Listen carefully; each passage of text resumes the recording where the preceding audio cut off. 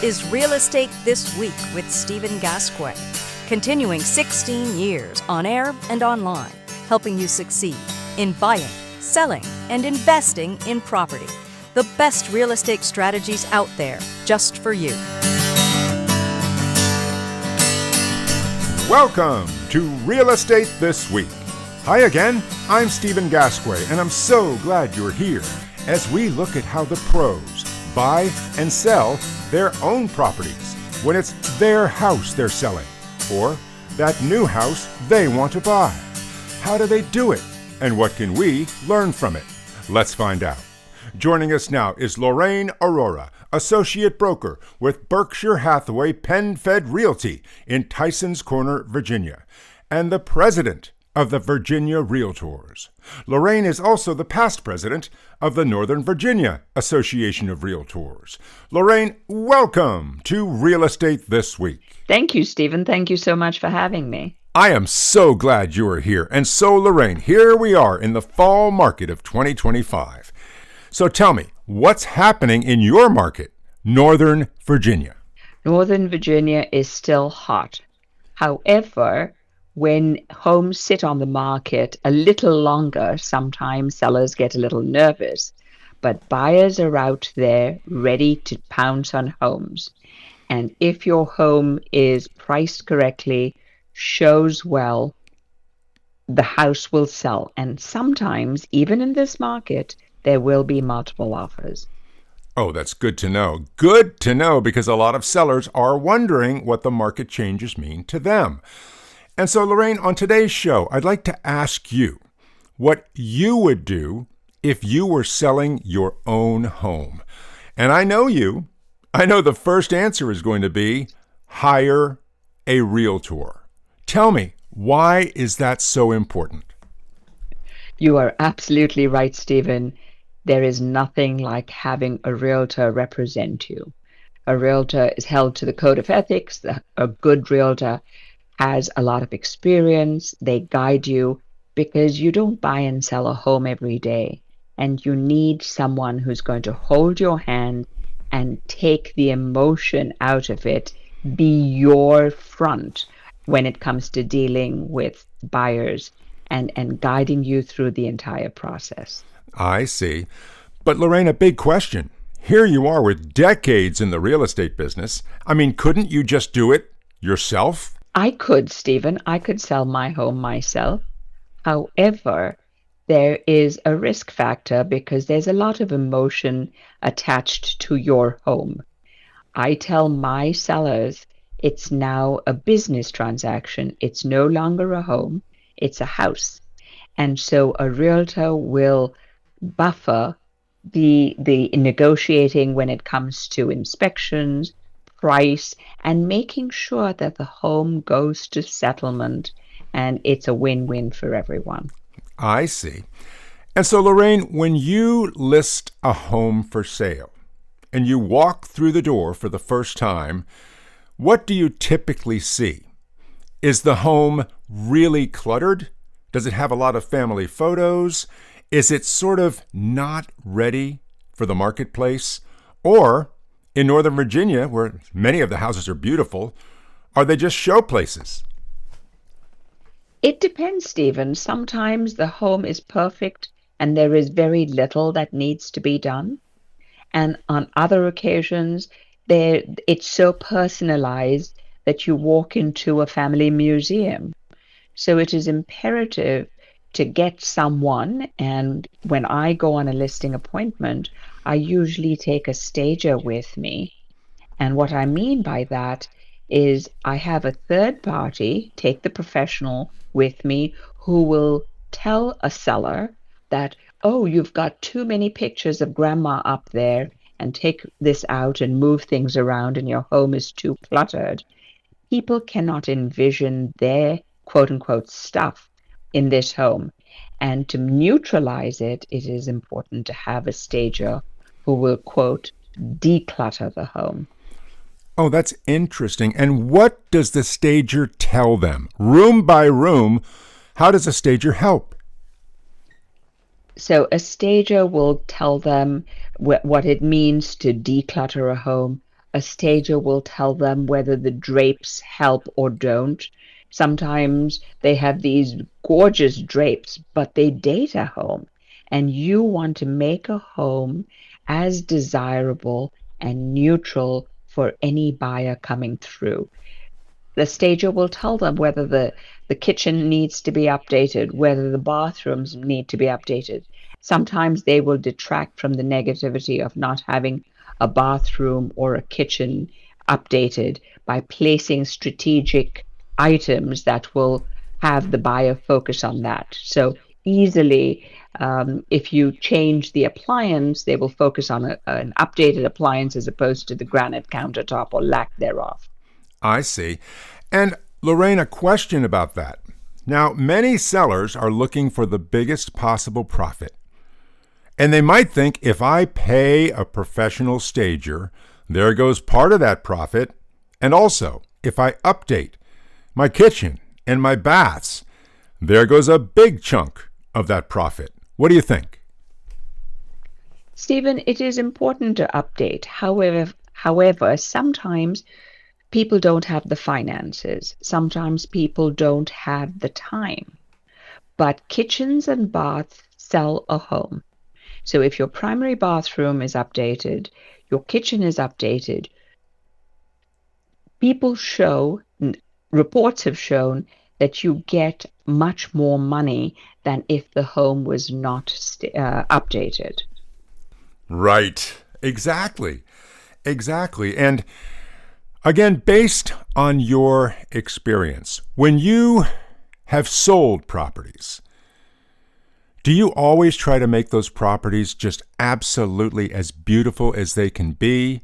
And how do you market the properties that you've owned that you would like to sell? So when I try and sell, and we've only sold 2 properties, one property we left vacant, but it was clean, it was move on ready, it was a clean slate, so someone could envision their things. I virtually staged it, which meant, because it was a small property, actually it was the first home that we bought, which was the condo, and we virtually staged it so people could imagine what they could do with that property. The second property that we sold, I had it virtually staged, and it sold well. We priced it, we didn't overprice it, and I had an agent represent me. I didn't do it myself because I didn't want to get emotionally involved, and so I let the agent bear the burden of the negotiating. Well, that's good. That's very smart. And tell us about virtual staging, Lorraine. You've done it twice. What is it, and how does it make the sale great for the seller? Virtual staging, there are companies that do it. If you're not tech savvy, the companies will guide you through. There are so many options. You could have one where you can pick and choose furniture and you can place it on this screen, and then it's staged so people can envision what and how the house is, how it would look if it was staged. The other way is to have someone do it professionally for you. Okay. And Lorraine, another question about your personal experience when it comes to selling homes. You told me that one of your properties generated multiple offers. Now tell me, what was it about the winning offer that made you pick that one? Stephen, what was really important to us was timing, because we were doing a 1031 exchange and using the profit that we could get and buying another property. So that's a story for another time. But the timing was important. The other thing was that the buyer was qualified, well qualified, had a good lender who could guarantee that we would settle in the time that we needed. And the agent on the other end was very responsive. So it was a win-win for everyone. Oh, that's really, really good advice, because you do want to make sure that the buyer can do the deal. Because even if they offer a sky-high price, first of all, the place might not appraise. And second, who knows if that buyer can really go all the way to the closing table. Absolutely. That is so important.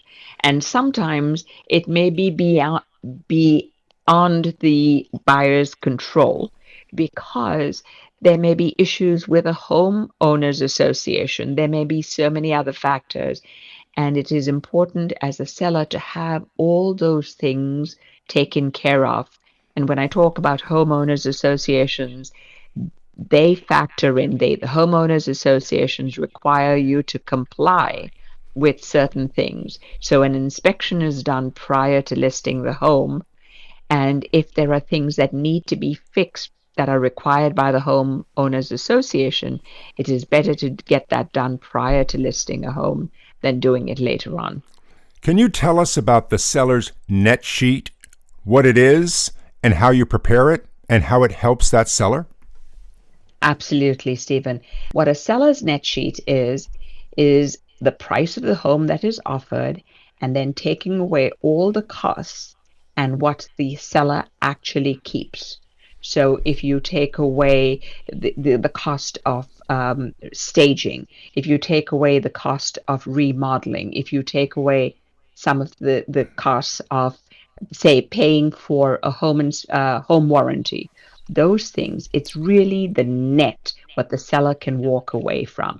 They may have a mortgage that they have to take away, so that is also subtracted. So it gives the seller a clear picture as to what to expect. And I do it with three different prices. So if you list it slightly lower, you list it at X, and you list it higher, what is it that you're going to get and what you're actually going to keep. And Lorraine, I've got to imagine that when you prepare that net sheet for most of your seller clients in Northern Virginia, it's going to be pretty good news for them because many houses, if not most houses, have experienced a huge increase in value, meaning much more equity for the seller. Absolutely, Stephen. Prices have gone up, and our proximity to DC has played a great role. Now, that used to be a positive. With the shutdown and Doge, there are some homes, and some people have been impacted by that. There have been a few refinances, but again, the interest rate that they had before is not as low as what the interest rates are currently. So those are factors that come into play. And yes, sellers do make money, but not as much as they did in the past. So if I you see. price your home correctly, you will sell it.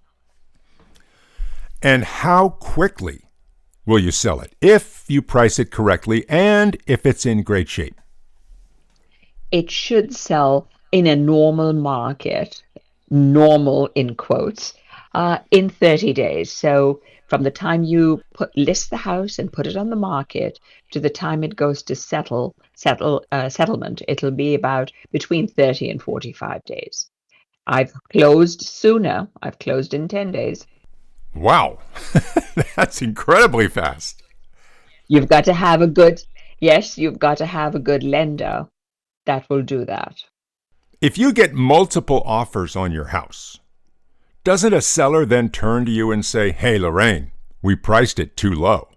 That is not true. I always tell a seller the price is the price, whether you have one offer or multiple offers. At the end of the day, it's value. Buyers see value, and then that is important. If you price your house too high, the house will sit on the market forever, and you will end up getting less than had you priced the house accurately. And Lorraine, a final question about selling your house in today's market. Is this a good time to sell? Or would I be better off waiting until next year or maybe the year after that? Stephen, you cannot time the market. When you have to sell, there is a reason you want to sell. And none of us have a crystal ball. We don't know what the market's going to do. We don't know the external factors that come into play. So if you have to sell your home, sell it, get a good realtor who will guide you through the process, guide you to pricing it correctly, guide you as it relates to having it show in the best possible light and getting the best price out of the outcome. Excellent. And Lorraine, now let's turn to buyers in today's market. Now, they do have interest rates that are better than they were a few weeks ago. And in some cases, more homes are on the market. So if I wanted to buy a house in Northern Virginia, and I didn't want to go through bidding war after bidding war and losing a few that I hope to get, what would be your best strategy for me based on your own experience? So when I'm working with a buyer, the first thing I do is have them sit down with a mortgage broker. And what that means is the mortgage broker will look at their financials, see how much income, what their debt is, and then guide them. Sometimes you could afford $1 million doesn't mean that you want to pay $1 million. So the mortgage broker will tell them what their comfort level is. And then you get all the documentation and you are ready when the right home comes to make an offer that is a good, solid offer. And what that means is your realtor, your buyer's realtor, will have spoken to the listing agent, found out what is important for the seller, and write and frame an offer that makes the most sense and is as desirable as possible for the seller. If timing is a factor, if price is a factor, if rent back is a factor, there are so many factors that come into play. But at the end of the day, having a realtor who will work for you and get the information so that you can write the best offer, that is what is crucial. I see. And Lorraine, in today's market, if I really want to get the house, do I have to offer above list price, or is that no longer necessary? Stephen, it's not always the case having to offer above list price because there are other factors that come into play. Price may not be the only thing. If the sellers need to get rid of the house quickly, then timing may be important. If the house has not been updated, but they need to sell, that may come into play. So it depends on what is important to the seller and having two realtors work well together so that it's a win-win for everyone. And a question, Lorraine. I've heard that one of the tried and true techniques that many buyers have used is no longer used at all, and that is writing the seller a love letter, telling them how much they love the house and they would love to make it their own home. Why is that gone? Stephen, writing love letters used to be a thing of the past. Nowadays, you've got to be very careful because of discrimination. And so, writing a good offer, a strong offer, it is so important that the seller and buyer's agents speak with each other because the love letters left it open to discrimination. People discriminated or it could be factored into that, and it is no longer allowed. Yeah, I've heard that it's been just pushed aside and that no one's writing love letters anymore. But there are other things buyers can do, especially in a competitive market, and you mentioned one, which is finding out exactly what the seller wants as far as when they close, as far as the reason that they're moving, because all those things can help craft an offer. But it wasn't too long ago that one of those things a buyer did was skip the home inspection. Is that also gone in today's market? Stephen, inspections are important. Inspections give the buyer peace of mind. It also lets them decide whether an inspection is important. What has happened is home inspections, given a competitive market, will be done prior. So they do a pre-inspection, which the seller will allow, usually they do, have them come through and do a walkthrough inspection, a quick inspection to see if the major items and major systems are in working order or how quickly they would have to be replaced. Another thing that can be done is get a home warranty. And then they factor that into their offer. So, yes, sometimes home inspections are waived, but they also do a pre inspection, not a full inspection, prior to writing an offer. Very interesting, Lorraine. And another big change, of course, involves the compensation of the real estate agents. Now, that all changed just over a year ago. But we're hearing that even though everything's just up for negotiation now, most sellers and most buyers are still experiencing what used to happen for years, in which the sellers would go ahead and pay the buyer's agent. What are you finding? Stephen, I'm finding that both the buyer's agents and the seller's agents communicate. And the listing agent, when I list a house, I ask if the seller would be amenable to offering compensation. I pick up the phone and I call the agent as a buyer's agent. Sometimes it is advertised on the company website. It's no longer allowed to be advertised on MLS. And sometimes the concessions are factored in, which means that the buyer's agent may use some of the funds that are offered by the seller to pay for some of the things, and they split it. It doesn't have to be equal, but they do split some of their compensation. Okay. And so there have been some changes, but not universal, not in every single transaction. That is true. And again, it depends on how you educate your buyer, how you educate your seller, because an agreement is imperative. Sitting down and explaining the process to a buyer is imperative. Talking about compensation is important because in the past, the seller paid everything. And it's like saying what comes first, the chicken or the egg. It's it comes out in the wash, really. And so if you talk about that compensation, and if the seller offers it in this day and age, then the buyer knows what is factored in, and they can plan how they can structure their offer. Sometimes they will pay that separately, and that offer that does not include compensation for their agent. The buyer pays their own compensation. I see. And Lorraine, you and I have talked real estate many, many times. And one of the best conversations we had involved a buyer's expectation. And it involved your experience when you bought a house decades ago. Because you told me you walked into the place and it wasn't perfect, but you saw potential there. Tell us about that. Oh, absolutely. Many, many moons ago when I bought my home, I loved the location. I loved the way it was laid out, the house was laid out. It needed a lot of work. And we were not buying a home to flip it. We were buying a home to raise our kids. And I remember my husband telling me, all that can be fixed. You cannot change location. You cannot change the size, technically.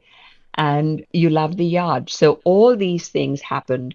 And over a period of time, we've been in our home for almost 30 years, and you couldn't pay me to leave. And so what can today's buyers learn from that, Lorraine? That when they walk into a house, don't just turn around and walk right out, but really give it a fair shake? It is important to have a good realtor because when someone walks into the house, it's often that they say, oh my gosh, this house is the pits. But if you have a good realtor, they can say, look beyond, you could do this. Right now, the cost of this house is X, but if it had been updated, it would have been a whole lot more. You can move in and do renovate slowly and make it the way you want it and make it your home as opposed to just four walls. I see. And Lorraine, that reminds me of when I was a realtor and I walked into a property with a client and they were looking to buy. And we walked through the door and I said, "Ew, this house is awful." And the lady turned around and looked at me and said, I love it. And she bought it. So I learned a lesson there, just to be quiet, Stephen. Absolutely. We have to tell our realtors, we have to tell our buyers, look beyond and let them speak first. I always believe he who speaks first loses. So what you may like may not be what the buyer likes. I see. And another part of your experience in buying property, Lorraine. Now, today, we're experiencing a drop in mortgage interest rates. Not a huge drop, but a drop. Right. And that'll help buyers. But would you share with us your experience with interest rates back when you bought your first home? Absolutely, Stephen. When we bought our first home in '89, interest rates were 13%. It was a little townhouse that was listed for 95,000. And we bid up to 105. I still remember that, at 13%, because we loved the location and we saw beyond the condition. And interest rates went up to 20%, 18 and then 20. But we knew we were not going to flip that house. We were going to buy it. And we just, after 20 something years, have sold it. We just sold the house. So that, when you buy a house, look at what you're looking for, figure out what is important. And interest rates will drop. I remember thinking the interest rate that they had, we couldn't assume their loan, but the interest rate was something like 2.5%. And I thought, not in my lifetime.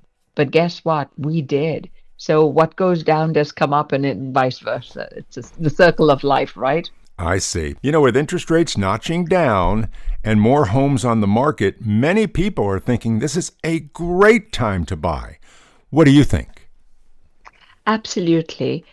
Buying a home is one of the biggest decisions in your life, or the second biggest decision that you would make.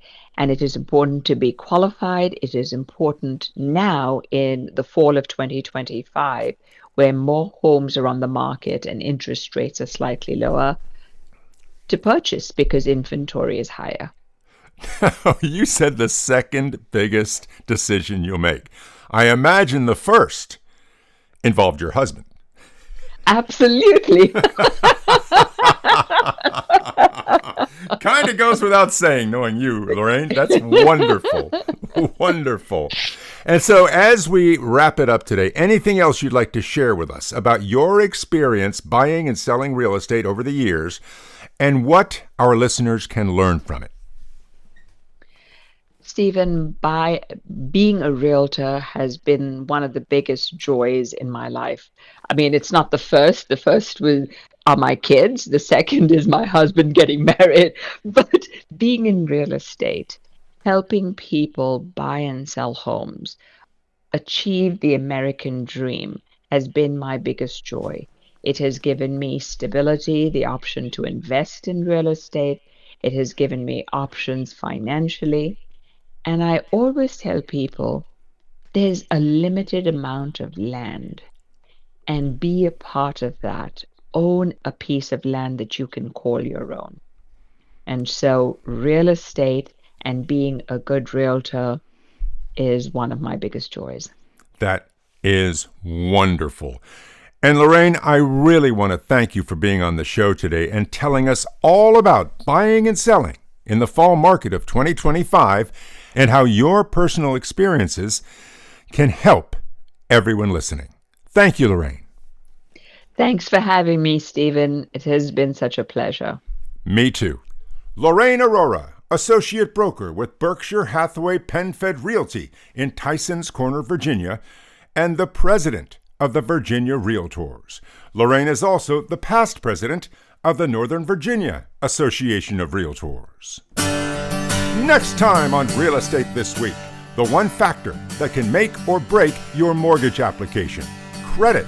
Good credit means lower payments. Bad credit means higher payments, if you get the mortgage at all. We'll show you how to make bad credit better and keep good credit good. And until then, I'm Stephen Gasque, and thank you for listening. A brand new episode of Real Estate This Week with Stephen Gasque drops every Thursday, everywhere. And you're invited to listen, subscribe, and follow us. Just look for Real Estate This Week with Stephen Gasque. The best real estate strategies out there, just for you.